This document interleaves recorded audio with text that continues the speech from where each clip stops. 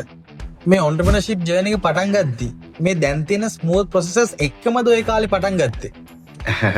මෙහෙම ඇත්තටම දැන් බිස්නස් එකක පටන් ගැනීම සහ දැන් තියෙන ස්ටේජ් එක ගත්තොත් එහෙම ආසට පොළොව වගේ ලොකු ඩිෆරන්ස් එකක් තියෙනවානේ.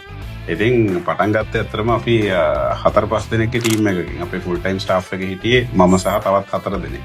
ඒතර ඇත්තටම ඒ කාලෙදී සිස්ටම්ස් මුකුත් නැති වුණාට ප්‍රොසෙසර්ස් මුකුත් නැති වුණාට ලීඩර්ෂිප් එක ත්‍රූම ටීම් එකක් සහ ලීඩර් කෙනෙක්ගේ කාර්යභාරයේදී වෙන දේ ටීම් එකක් ලීඩ් කරනවා ටීම් එකට යම් කිසි දෙයක් අසයින් කරනවා ඒගොල්ලෝ මොනිටර් කරනවා ඔය ටිකෙන් ඇත්තටම අපිට බිස්නස් එකක මුල් කාලේදී යම් කිසි මට්ටමක් වෙනකන් වැඩ ටික මැනේජ් කරගන්න පුළුවන්. ඒකට 5 දෙනා 10 දෙනා වෙනකන් 10 දෙනා 15 දෙනා වෙනකන් වගේ යම් කිසි මට්ටමක් වෙනකන් ඕක කරගන්න පුළුවන්. හැබැයි තවදුරටත් ටීම් එක ග්‍රෝ වෙනකොට සහ තමන් සර්ව් කරන ක්ලයන්ට්ස් ලා ගන්න ග්‍රෝ වෙනකොට හැමදේම අපිම කරන එක ප්‍රැක්ටිකල් නැහැ බිස්නස් එකක් ග්‍රෝ වෙනකොට. අන්න එතනදී තමයි ඇත්තටම අපිට අවශ්‍ය වෙන්නේ හැම වැඩකටම යම් කිසි ප්‍රොසෙස් එකක් යම් කිසි සිස්ටම් එකක් පොලිසි එකක් ඉන්ට්‍රොඩියුස් කරන එක.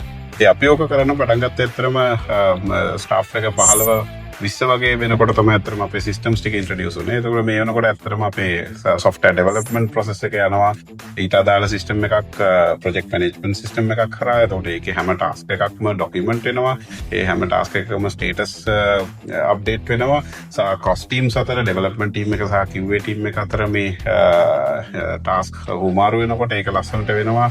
ඉෆෙක්ටිව්ලි වෙනවා සහ ඒ හැමදේම මෙෂර්ඩ් වෙනවා. ගෞරවය ලැබිය යුතු කෙනාට රිවෝඩ් එක ලැබිය යුතු කෙනාට ඒක ලැබෙන ක්‍රමයක්. මොකද හැම කෙනාගේම කන්ට්‍රිබියුෂන් එක අපි දන්නවා මොන විදිහටද වෙලා තියෙන්නේ කියලා. ඒතකොට ඒක විතරක් නෙමෙයි මේ වෙනකොට කස්ටමර්ස්ලාගේ පැත්තෙන් කස්ටමර්ස්ලා වැඩි වෙනකොට අපිට එතනදිත් ඇත්තටම අපිට මැනුවලි මේන්ටේන් කරන්න බෑ. ඒතකොට එතනදිත් අපිට සිස්ටම්ස් අවශ්‍ය වෙනවා. Customer relationship management systems, support ticketing systems. ඒතකොට මෙතනට එන කිසිම ඉන්ක්වයරි එකක් මගහැරිලා යන්නේ නැතුව කස්ටමර් කෙනෙක් ඉන්ක්වයරි එකක් ආවම ඒක අනිවාර්යෙන් ඒකට අපි එදවිලා ඒකට අදාළ සොලියුෂන් එක දෙනවා කියන එක සාතික වෙන්න පුළුවන්. අපිට ඒක සිස්ටම් එකක් ටු ස්ටේටස් මේන්ටේන් වෙලා ලස්සනට යනකොට. ඒතර ඔය වගේ අතරම අපි කාලෙන් කාලෙට වෙනස් වෙන්න අවශ්‍යයි. ඇඩැප්ටබිලිටි කියන එක ස්ටාර්ට්අප් එකක අත්‍යවශ්‍යම දෙයක්. ඉතින් වැඩ ටික ලස්සනට මේන්ටේන් කරන් යන්න පුළුවන්. ඒ අනුව ඇඩැප්ට් වුණොත්.